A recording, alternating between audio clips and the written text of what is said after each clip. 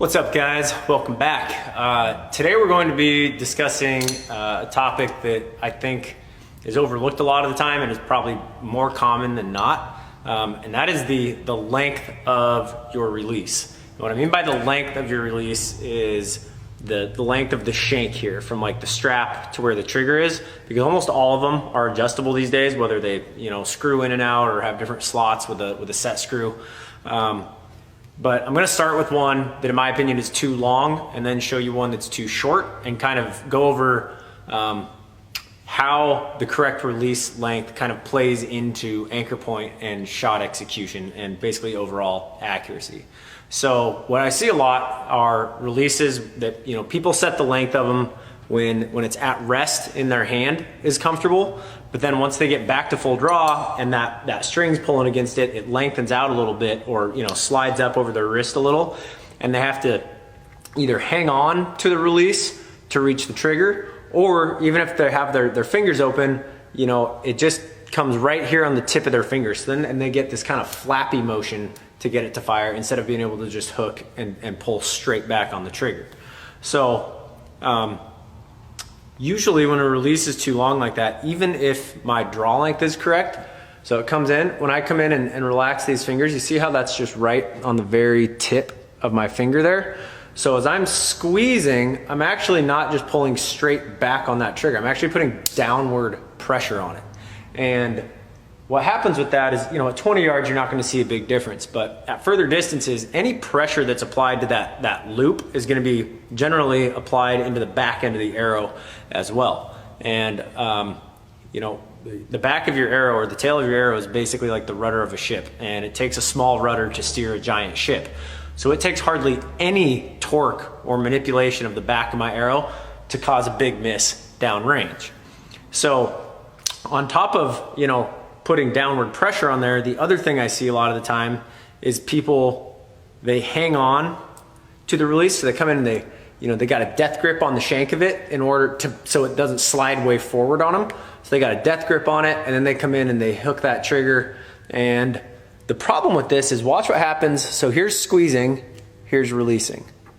Squeezing, releasing. Squeezing, releasing. You can watch the back of that loop, basically, or in this case, the end of this rope. When I'm squeezing it, it pushes it in towards my mouth. When I let go, it moves back away from my cheek. So if I'm hanging on to that release, pardon me, I feel like a 13-year-old with his voice cracking. If I'm hanging on to that release, when I squeeze the trigger and the release lets go of the loop, that arrow is going to come out away from my face. That pressure towards my face is going to release, and that arrow is going to come right out of the bow, kicking out and away from me like that. And you're going to have a lot of issues tuning, because it's very hard to recreate the exact same amount of pressure when you're hanging on to the release like that every time. Whereas if I am relaxed, all these swivels on these releases are just gonna pull in a straight line, kind of like a plumb bob. Everything's just gonna pull in a straight line, and you're gonna get a lot cleaner release. So what I want you to try, if this is an issue for you, I'm gonna put on my personal release now. It's going to feel very short and awkward and stubby at rest, and I'll show you kind of where this sits. So you can see here, the release basically only comes right to where my fingers come into my palm here. But what that allows me to do at full draw, come back, I draw, I can relax all these fingers and just come right around that trigger. So you see where that trigger is? It's right at the base of that second knuckle. And what that allows me to do is I can keep these fingers relaxed. This finger hooks that trigger, and now I'm pulling straight back on that trigger. I have no torque on the release. I'm not squeezing the release here. Everything is nice and in line. My forearm is relaxed, and that knuckle is hooked around that. So as I'm aiming, I'm squeezing, squeezing, squeezing. Boom, and the shot fires. So everything's coming straight back. I'm not flapping down on that. Essentially what I want to achieve with my hand is, my hand's just in a relaxed position like this. If it's just completely relaxed, I want that trigger to be able to just be inserted right here. So when I get back, you can hang on to the release when you draw, obviously, but then once you get back and you anchor, bring those fingers, let go, drop that one over the trigger, and that trigger should just be sitting right here. And that allows me to pull straight back on the trigger. It makes it a lot easier to not punch it. It's, I don't know the exact number, but there's a heck of a lot more nerve endings right on the end of your finger than there is in like your second knuckle. So you don't have quite of a touchy, like feathery feel to it. It's a little duller, and you can just kind of hook it and pull through. Again, I'm not squeezing it, getting any torque on there. That's really, really important. So I'm gonna kind of show you what this looks like now on my actual bow. Let me grab my bow. So first we will do my release.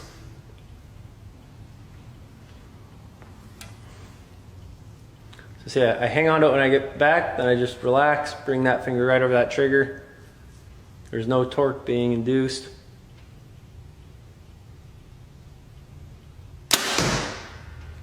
Right there. Now I'm gonna put on the one that's too long. And I'm not changing my draw length at all, but you're gonna see that my backhand is essentially now floating. So if I was shooting a release that's too long and I wanted to get my hand, closer to my face, I would basically be shortening my draw length. And even though that's unnecessary. So you're just shorting yourself on draw length if your release is too long. So this one's gonna be, so this is that True Fire again. There we go. So we're here. Now see, you can see, even when I anchor here, my hand is not even touching my face. So I'm all the way back here, and I just have to like punch it. Sorry, phone's going off. So again, even if I had, even though I didn't change my draw length at all, just because my release is too long, now my hand is floating way the heck back here and I have no contact on my jaw there.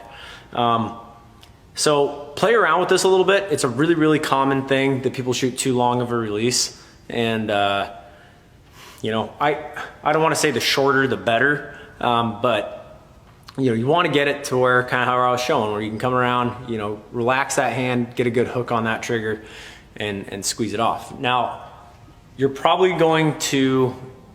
your peep height is going to most likely change, because as this hand comes closer, I'm going to be able to pick that head up a little bit more. Your peep sight's probably going to be a little bit low. Don't adjust your head to see through the peep sight.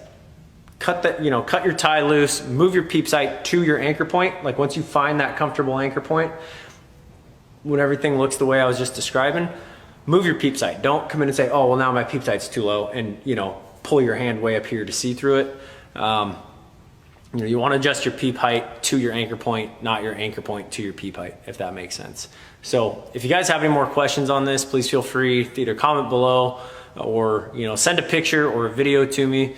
It's hard to do like a head to toe form critique, but if it's something simple, like, hey, is my draw length look too long, or, does my release hand look okay, whatever, I can usually, give you some feedback pretty quickly on that. So anyway, thanks for watching today. Remember, precision is a decision. Keep them in the middle, and I'll see you on the range.